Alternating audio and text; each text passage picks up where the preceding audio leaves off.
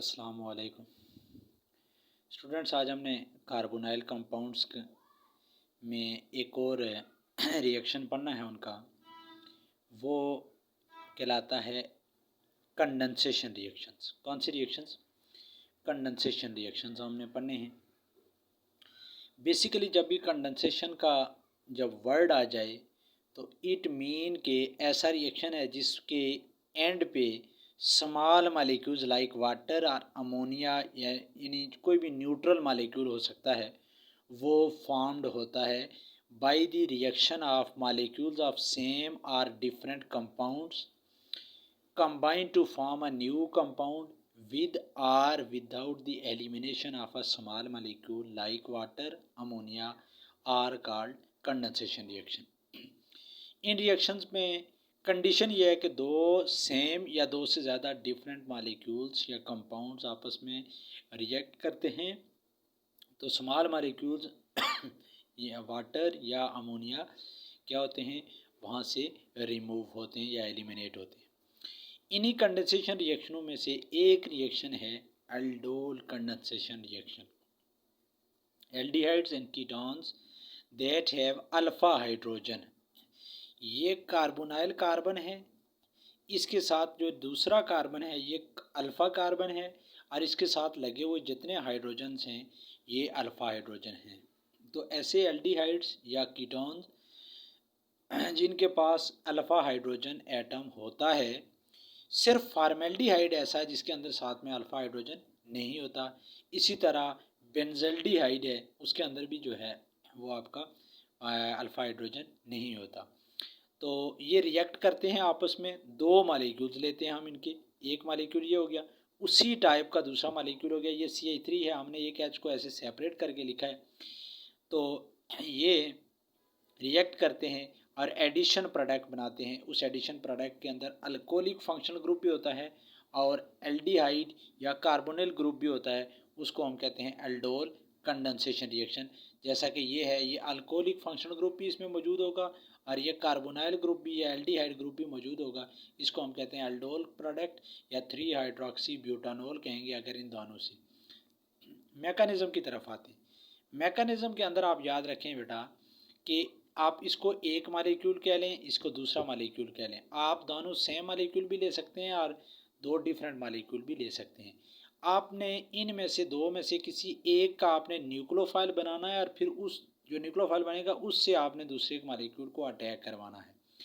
तो ये आपका ये पहले दूसरे वाला मालिक्यूल हमने ले लिया है, इसके ऊपर आपने बेस का अटैक करवाया है, कोई ये बेस कैटालाइज है तो ये वाटर बन गया और ये बॉन्ड यहाँ से टूट के इसके ऊपर शिफ्ट हो गया। ये एक पूरा मालिक्यूल यहाँ से यहाँ तक आपका ये क्या बन गया है, एक बेस्ट न्यूक्लियोफाइल बन गया है।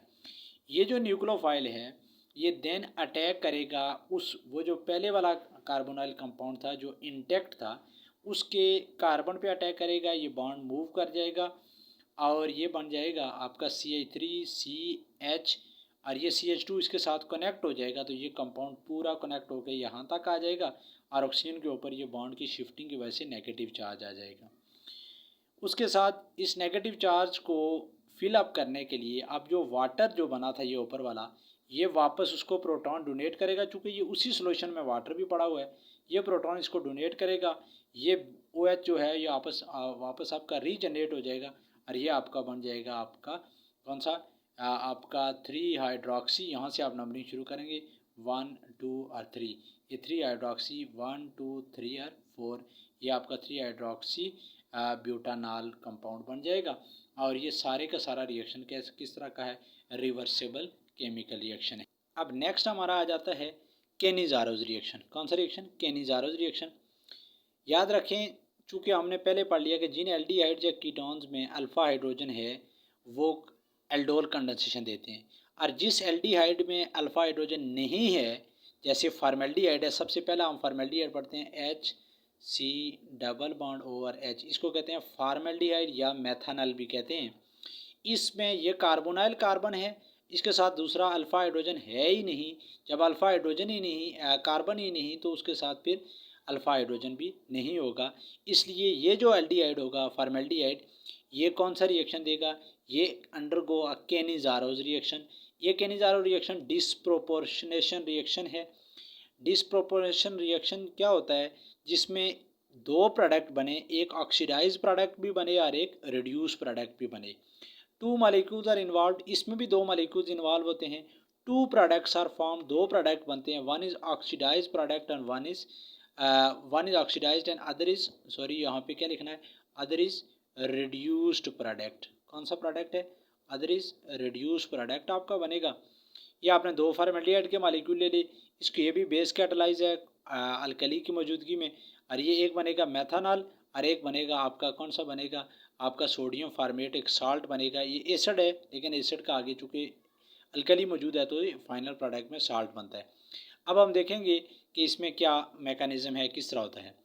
तो सबसे पहले चूँकि ये बेस कैटलाइज है तो इसमें ये जो OH है ये आपका एज ए न्यूक्लियोफाइल यहाँ पे अटैक करेगा न्यूक्लियस के ऊपर, ये बॉन्ड यहाँ पे आपका शिफ्ट हो जाएगा और ये आपका एक एनाइन बन जाएगा, एक आपका न्यूक्लियोफाइल बन जाएगा। सेकंड स्टेप में ये जो एनाइन बना है, ये वाला एनाइन, ये अपना प्रोटॉन जो है, अपना हाइड्रोजन जो है in the form of hydride ion जो है वो ट्रांसफ़र करेगा दूसरे मालिक्यूल को, जो एज ए न्यूक्लियोफाइल वहाँ पे वो हाइड्राइड का एक्ट करेगा। कैसे, ये ऑक्सीजन का बॉन्ड यहाँ पे शिफ्ट हो रहा है, यहाँ पे डबल बॉन्ड आ गया। जब ये डबल बॉन्ड आ गया तो 1 2 3 4 बॉन्ड कार्बन के कंप्लीट हो गए। ये बॉन्ड यहाँ से दो इलेक्ट्रॉन लेकर यहाँ से हाइड्रोजन निकलेगा। तो जब इलेक्ट्रॉन दो लेकर हाइड्रोजन निकल रहा है तो ये हाइड्राइड फॉर्म की आन में एज ए न्यूक्लियोफाइल यहाँ पे अटैक करेगा और कार्बन के 4 बॉन्ड पूरे 5 हो जाएंगे, ये बॉन्ड ऊपर शिफ्ट हो जाएगा, ये मेथॉक्साइड बन जाएगा और साथ में आपका फार्मिक एसिड बन जाएगा। अगले स्टेप में ये जो मेथॉक्साइड आयन है ये एक्ट एज अ बेस, और फिर ये जो एसिड है इससे ये लास्ट वाला प्रोटॉन ये एक्सेप्ट कर लेगा। ये प्रोटॉन एक्सेप्ट करने के साथ ये बन जाएगा अल्कोहल, इसकी ये बन गया आपका हाइड्रोजन के एक्सेप्टेशन से ये रिड्यूस प्रोडक्ट हो गया और इससे हाइड्रोजन आपकी रिप्लेस हो गई है, तो ये आपका फार्मेट आयन बन गया। ये फार्मेट जो आयन है ये अल्कली के साथ रिएक्शन करके यहाँ से सोडियम उठा लेता है, ये सोडियम फार्मेट बन गया, साल्ट बन गया। और ये जो OH है जो हमने स्टार्ट में एज ए कैटलिस्ट इस्तेमाल किया था, ये लास्ट में क्या हो गया हमारे पास, रीजनरेट हो गया। तो ये कौन सा रिएक्शन है, ये हमारा केनिज़ारोस रिएक्शन है। उसके बाद थर्ड टाइप ऑफ रिएक्शन जो आते हैं वो हैं हालो फॉर्म रिएक्शंस। इसमें ओनली एसिटाल्डिहाइड, एसिटाल्डिहाइड का क्या फार्मूला है, CH3C डबल बॉन्ड O और H, ये एसिटाल्डिहाइड का मालिक्यूल है।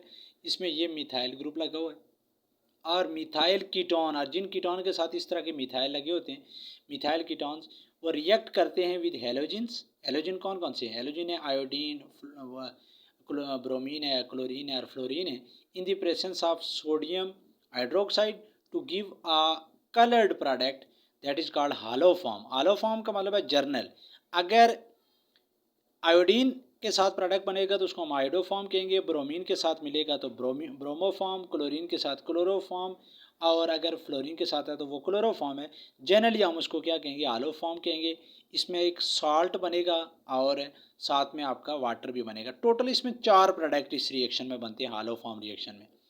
ये आप लिख रहे हैं एसिटाल्डिहाइड है, 3 आयोडीन के मालिक्यूल हैं और 4 मालिक्यूल आप NaOH आपने इस्तेमाल किए हैं। ये जो पहला आपका CH3 है इससे आपका आयोडो फॉर्म बन जाएगा CHI3। ये हाइड्रोजन के साथ आयोडीन सब्स्टिट्यूशन रिएक्शन है, ये हमने 8वें चैप्टर में भी पढ़ा हुआ है हेलोजिनेशन ऑफ मीथेन में। साथ में ये कार्बन बचा है तो इसका एक कार्बन वाला साल्ट बन जाएगा HCOONA, और फिर सोडियम और आयोडीन मिलके सोडियम आयोडाइड, और साथ में OH और H मिलके क्या बना लेंगे, वाटर भी बना लेंगे। इट मीन कि आपने ये 4 प्रोडक्ट लाजमी लिखने हैं। ये आपकी आयोडो फॉर्म है, यह आपका सोडियम फॉर्मेट साल्ट एक बनता है, एक आपका इनऑर्गेनिक साल्ट बनता है और साथ में आपका वाटर बनता है। तो कितने प्रोडक्ट बनते हैं आयोडो फॉर्म के अंदर, आपके 4 प्रोडक्ट बनते हैं। सिमिलरली ये आपका कीटोन है CH3, इसके साथ आयोडीन रिएक्ट करेगा NaOH की मौजूदगी में, तो ये आपका आयोडो फॉर्म बनेगा। सिमिलरली सोडियम फॉर्मेट बनेगा, 3 सोडियम बनेंगे आयोडाइड के मालिक्यूल और 3 वाटर मालिक्यूल बन जाएंगे। सेकेंडरी अल्कोहल भी आयोडीन के साथ मिलके ये आयोडो फॉर्म देते हैं, लेकिन इसमें 6 मालिक्यूल ऑफ NaOH इस्तेमाल होते हैं और 3 के बजाय 4 मालिक्यूल्स ऑफ आपकी आयोडीन इस्तेमाल होती है। ये CH3COONA, CHI3, 5NaI और 5H2O जो है वो वाटर बनते हैं। सिमिलरली आपका जो एथानॉल है ये आयोडीन और NaOH की मौजूदगी में जो है वो ये देता है। ये एथानॉल वायद प्राइमरी अल्कोहल है जो क्या देता है, बाकी कोई भी प्राइमरी अल्कोहल जो है वो आयोडोफॉर्म नहीं देता, ये सिर्फ देता है तो आपका ये सोडियम फॉर्मेट, सोडियम आयोडाइड और वाटर बनता है। आयोडोफॉर्म टेस्ट क्या है? चूँकि हमने पढ़ा है कि सिर्फ एथानॉल वो प्राइमरी अल्कोहल है जो आयोडोफॉर्म टेस्ट देता है, इसलिए हमने इसको एथानॉल और मेथानॉल का अगर आपने डिफ्रेंशिएट करना हो तो आप ये टेस्ट कर सकते हैं। चूँकि एथानॉल जो है ये आयोडोफॉर्म टेस्ट देता है और मेथानॉल ये रिएक्शन नहीं देता। इसी तरह अगर एसेटल्डिहाइड को बाकी एल्डिहाइड से आपने डिफ्रेंशिएट करना है तो आप ये टेस्ट करेंगे। सिमिलरली अगर आप मिथाइल कीटोन्स को अदर कीटोन्स से आपने डिफ्रेंशिएट करना है तभी आप ये टेस्ट कर सकते हैं कि जो रिएक्शन होगा वो मिथाइल कीटोन होगा, अगर नहीं रिएक्शन देगा तो अदर कीटोन। सिमिलरली अगर रिएक्शन देगा तो एसेटल्डिहाइड होगा, नहीं देगा तो कोई और एल्डिहाइड हो सकता है। और अगर रिएक्शन देता है तो वो एथानॉल है और अगर नहीं देता तो वो मेथानॉल है। तो दिस इज़ कॉल्ड आपका आयोडोफॉर्म टेस्ट भी इसको कहते हैं। Thank you very much.